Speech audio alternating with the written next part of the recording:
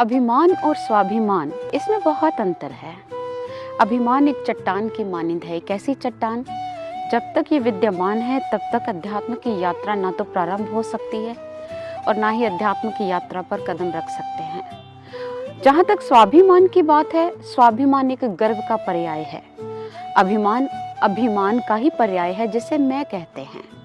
अब आप उदाहरण के तौर पर आप इन दोनों शब्दों को बहुत अच्छी तरह समझ सकते हैं। जैसे एक केमिस्ट्री का स्टूडेंट हो।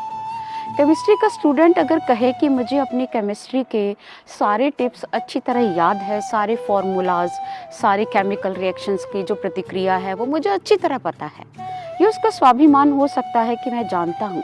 लेकिन अगर वो स्टूडेंट ये अगर कहना शुरू कर दे कि मेरे अतिरिक्त और कोई अच्छी तरह इसे मेमोराइज कर ही नहीं सकता, केमिस्ट्री को मेरे अलावा और कोई अच्छी तरह समझ ही नहीं सकता, तो ये उसका अभिमान हो गया।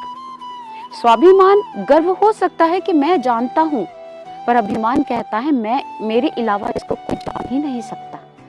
जैसे अब दूसरा उदाहरण ले लीजिए। देश में बहुत से क्रांतिकारी योद्धा होते हैं। हम भारत देश की उदाहरण लेते हैं, जहाँ हम पैदा हुए पले बड़े।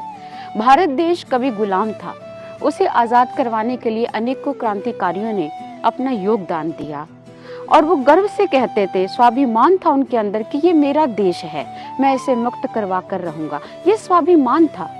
जो देशभक्तों के अंदर होता है वो स्वाभिमान होता है। लेकिन अगर कोई कहे कि मैं ही हूँ जो देश को मुक्त करवा सकता हूँ, मेरे अलावा कोई और है ही नहीं, तो ये उसका अभिमान हो गया। अभिमान चट्टान है, स्वाभिमान गर्व का पर्याय है। हम स्वाभिमान के साथ कहते हैं कि हम इस देश के वासी हैं। ये स्वाभिमान है, अभिमान नहीं है।